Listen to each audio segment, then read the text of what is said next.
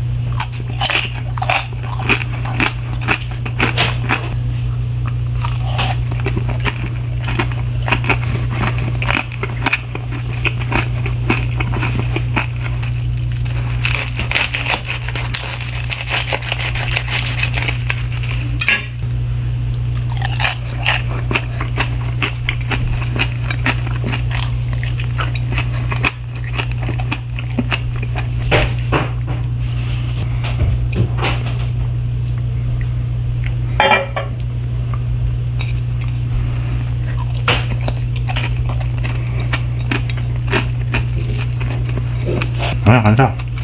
응.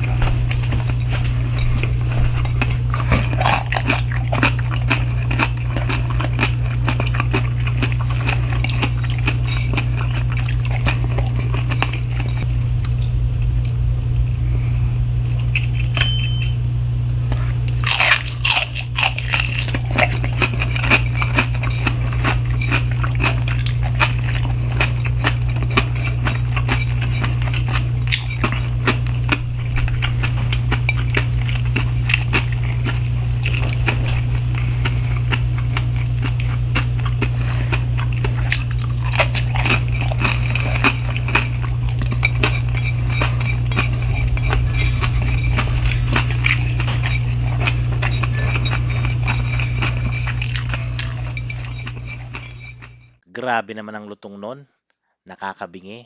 Mag-stay ka lang sa video na ito para malaman mo kung paano gawin at paano palutungin. Pork hock or pata ng baboy ang gagamitin natin sa dish na ito. Tapos lalagyan ko rin ng 2 pirasong bay leaves or laurel. Ay, meron pa palang isa humabol. Dried chili or pinatuyong sili.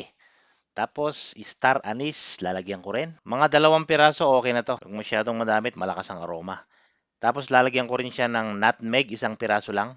Optional kung wala. Ito, hindi ako sigurado. Parang dried mushroom yata ito. Black peppercorn or yung buong paminta. Mga 1/2 tablespoon siguro ito. Asin, pink Himalayan salt ang ginamit ko or kahit anong asin na meron kayo. Mga 1/2 tablespoon siguro na asin ito. Tansya-tansya na lang. Onion powder, lalagyan ko din. Optional kung ayaw nyo. Or pwede rin yung fresh na sibuyas kung gusto nyo. Lalagyan ko ulit ng dinurog na sili or chili flakes. Kung hindi kayo mahilig sa maanghang, huwag nyo na lang lagyan. Bahala kayo dyan, malaki na kayo. Lalagyan ko rin ng seasoned black pepper or kung wala, pwede yung ordinaryong black pepper na lang. And then, lalagyan ko na ng 1 litrong tubig. Tapos pag medyo natutuyo na siya at hindi pa malambot yung pata nyo, pwede nyo dagdagan hanggang sa lumambot siya.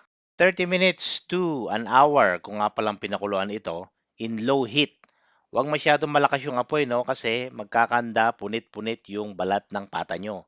Yun yung ayaw nyo mangyari kasi hindi na siya magiging malutong at pangit ng tignan.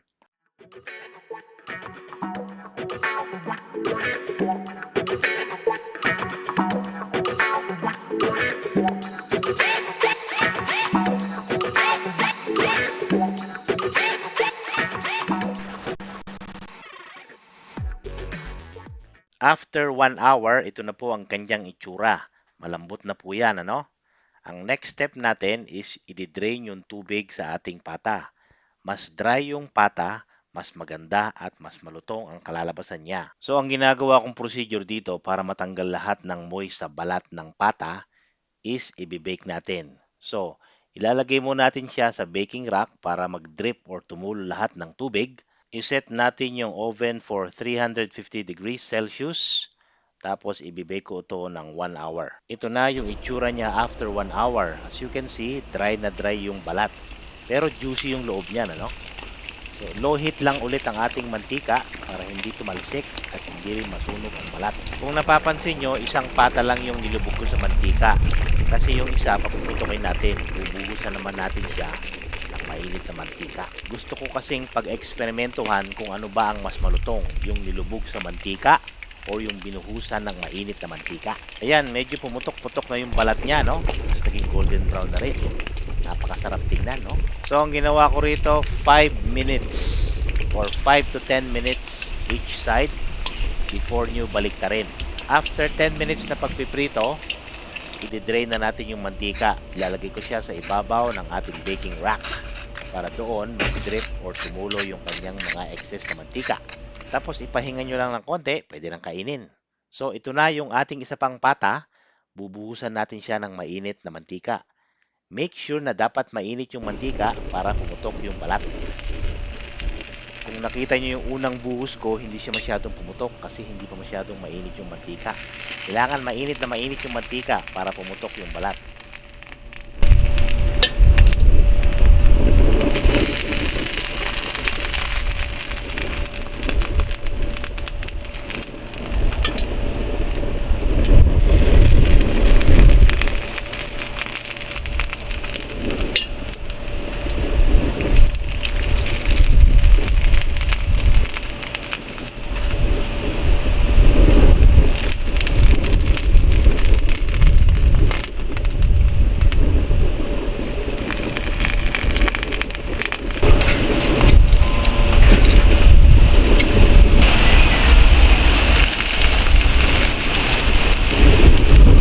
Sa aking mga viewers dyan, i-follow nyo lang po ko sa aking Facebook page, YouTube, and TikTok account para po maging updated kayo sa aking mga latest videos.